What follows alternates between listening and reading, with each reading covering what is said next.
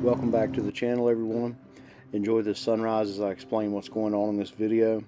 When I bought this buggy, the coilovers just didn't seem right. The springs were too stiff. They weren't compressing like they should. It rode rough. It didn't flex really well. I'm not sure why, but it had just too stiff of springs on it, and I could tell that. I had ORIs in the past, and I know they're slightly different, but I've been around a lot of rigs. I've been wheeling for a lot of years, and I just knew it wasn't doing what it was supposed to. Check out that lake fog going on there. That was pretty wild. But I got with Scott McIntyre. He has tuned shocks with Phil Licardi and Chris Wingett and been the king of hammers. He's pretty known. So he gave up his time away from his family to help me take a look at my shocks, and we figured it all out. Some of the questions I asked in this video were more for the video, and some of them I did not know myself. So I learned, and maybe you can learn, and we'll see what all we got here. And you'll notice that there's no skins on the buggy for this. I had everything taken off, and I took it up to have it wrapped, and I also ordered new seats and harnesses, which I put in after having some fab work done to fit, and this is what it looks like now. They're too stiff on this thing, and that's the adjustments that we're here to measure and make today. That front axle should be compressing the springs on the driver's side a lot more than it is. Our first test measurement.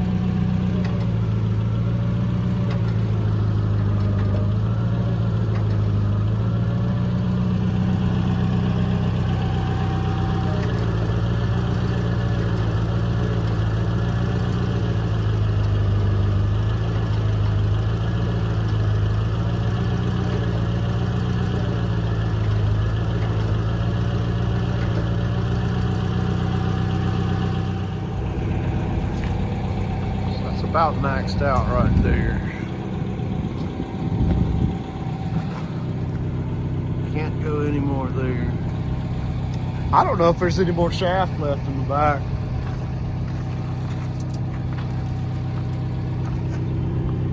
Nope. Maybe a quarter.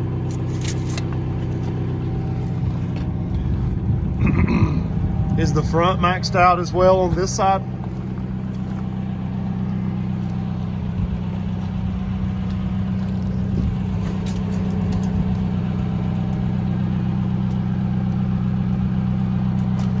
Real close.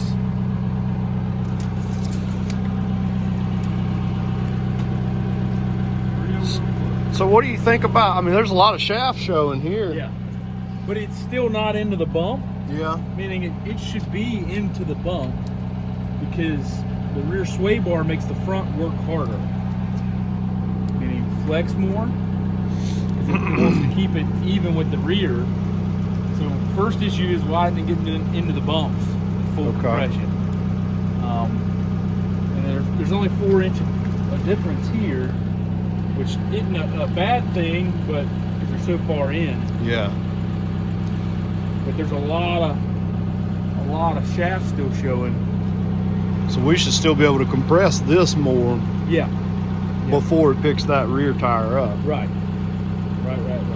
Which softer spring might allow that to happen. Yep. Or do we have some? Yeah. Softer, even a shorter. I mean, we're into the single right now. We're blocked out, which is good. It's on the dual rate stop, so everything's on the lower spring right now. So we're not even compressing the upper spring. Not there, and it might be that if you look at the space between these coils, we're not even close to the block height of that spring where it would go into bind. And it might be that even if you went that much more compressing the lower, it might bind just based off the dual rates are too low. All right, so now sway bar is disconnected, so we can try this again just to rule that out.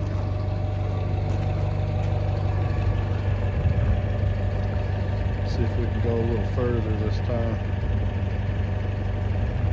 Still not compressing this right rear.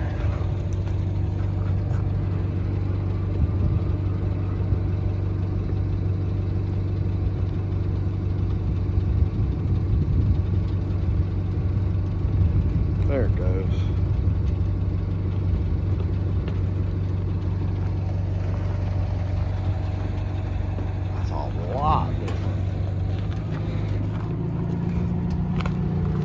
see what the front's doing.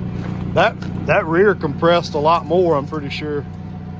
Oh yeah, we got like, it was 28 to the bottom of the tire, now it's 30. Okay. The forks were at 32, now the forks are 35. A huge difference from that alone, but we're still not getting into that bump stuff. How much chrome we got?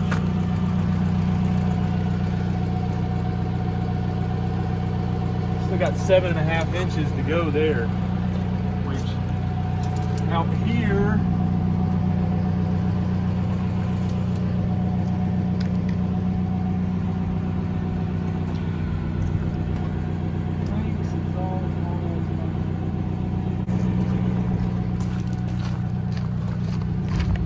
Yeah, I feel like this spring is more compressed than it was. Yeah. And I watched it start compressing. because you can see where the bar is, and then in comparison to where it would have been. Okay. So it would have been torquing it and been leaning the chassis more. Yeah, back over. Preventing it from compressing. Yeah. Nowhere near block height.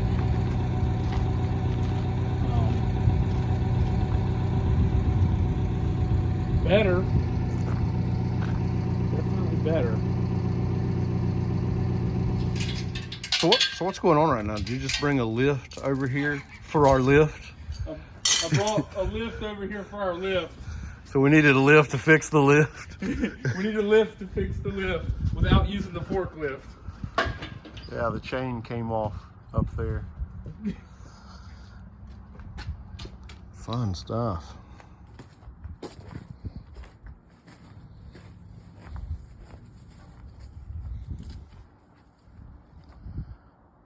I bet if I asked this dude if he wanted to go on a night ride, somebody would toss this dude a bush light and he'd be down to party. All right, so we have the springs off the buggy. We know how much those springs were compressed while on the buggy. So Scotty Mac here is going to explain some scientific science. What are we doing here? Some scientific science. We are going to figure out what rate these springs are. We're going to compress the spring 1 inch, look at the bathroom scale, see how much force is on the scale. That'll tell us our rate on these springs. This is high tech. High tech. This is the highest of tech.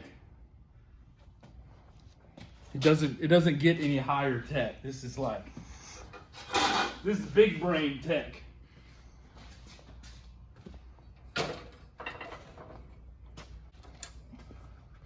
We're at 16, we need to bring that down to 15. And let's see if we can do this. Can you work the press? Yeah. Because I want to keep a hand on the spring. Oh, that's not right. Before it, probably on the table behind us. Might not need it. Yeah, I see it. We got safety squints engaged. Absolutely.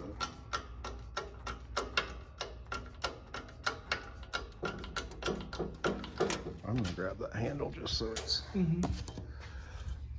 less sketchy. All right, hold it right there. See if I can do this where I can get both hands on the spring. Okay.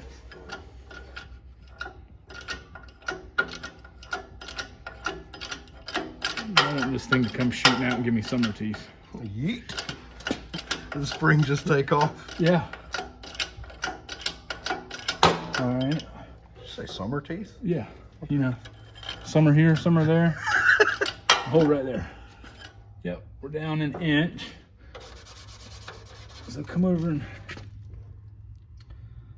So it's about 260-ish. This is probably a 250.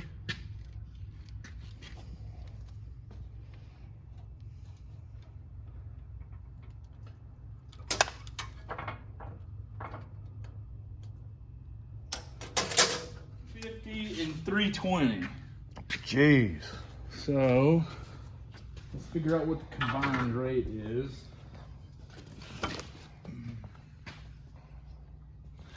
Because I don't think those springs are in my chart. Yeah, that's way oversprung. Yeah, so this spring, which one was That's first? the lower. So that's like 320, and that was like 250. Gee.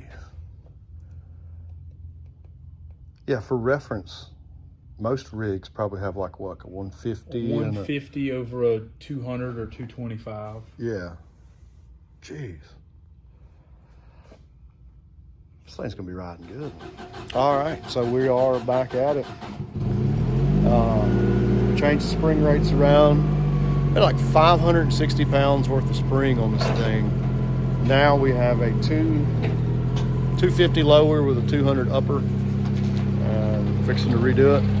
Turned out to be a beautiful day out here. I'm thinking we're going to see a big difference here.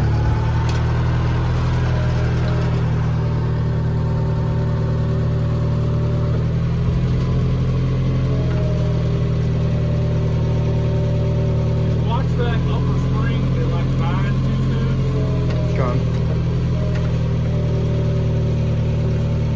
Obviously the spring on top is very short, so we're using the adjuster nuts.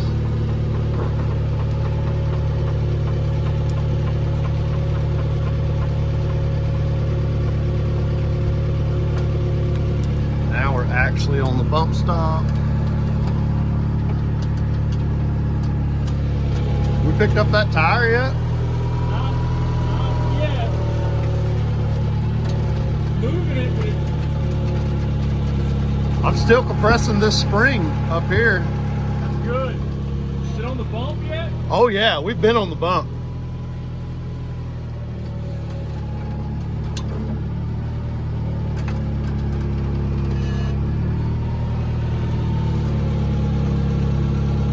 My goodness, what a difference. Where's our measure today? My calibrated eyeball says that's a huge improvement. No doubt. Where did we end off? So we got 30 something. we got 40 inches under the tire right now, and we started it was 28. Yeah, started with 28, now we're call it 40. Yeah, because the fork the first time was like 32, and now it's 43. Golly. And now we're actually touching the bump. Yeah, my bump's actually compressed. Yeah. With them, And you got some shock shaft showing, right? which is not a bad thing, right? That means I'm not. And it's also, you could move the upper shock mount down about 2 inches, get some more droop if you wanted to. That might be something eventually because my drive shaft's But gonna. you'd have to redo drive shaft to allow it, lengthen the limit strap. Yeah, so huge improvement, and we've only messed with the front. So I'm gonna order some 18-inch springs and then a That shocks 16-inch all the way spring. out. And then the rear, hey, look how much that's Big difference compressed. there. I'm shocked. Maybe I was wrong about the rear having the same springs. You're shocked. Huge. You're shocked. I see You're what shocked. you did there. You're shocked. Wow, what an improvement.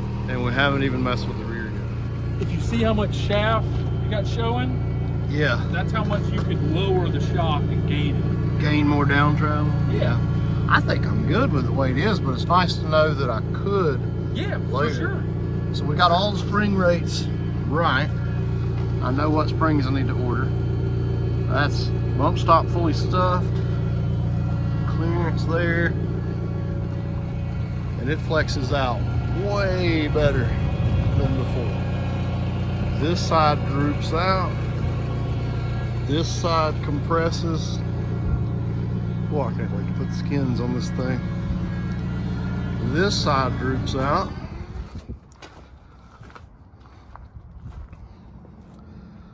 Much better. When I pulled in here today, I couldn't have dreamed of this thing flexing this good. But my man Scott got me all squared away. The difference is shocking. It is shocking. We're making coilovers great again over here.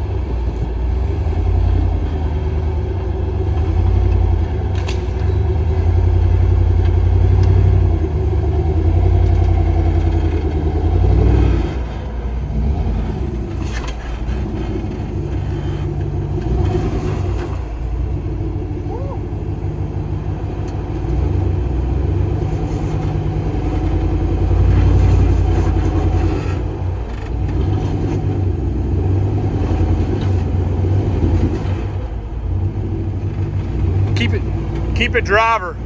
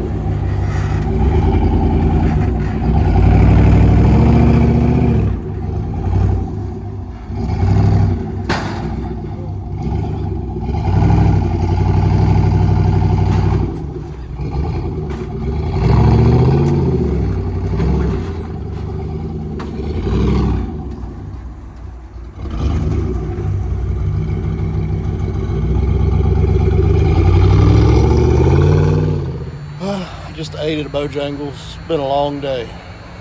Left when the sun wasn't up, going home when the sun ain't up. Buggy's on the back of the truck. I recorded another video before I left Scott's place, but didn't work out for me very well. But we changed out the springs. It had some ridiculous spring rates on there, like 350 lowers with 250 uppers. It's just way too much.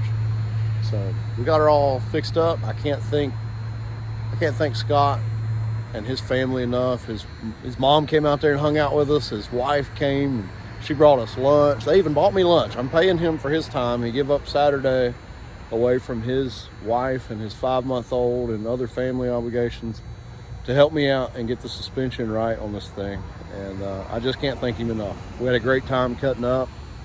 Hope you enjoyed this video. I'm really tired. If you notice, I keep looking at my face in the screen, which doesn't line up with looking where the lens is. So whatever, I'm new at this.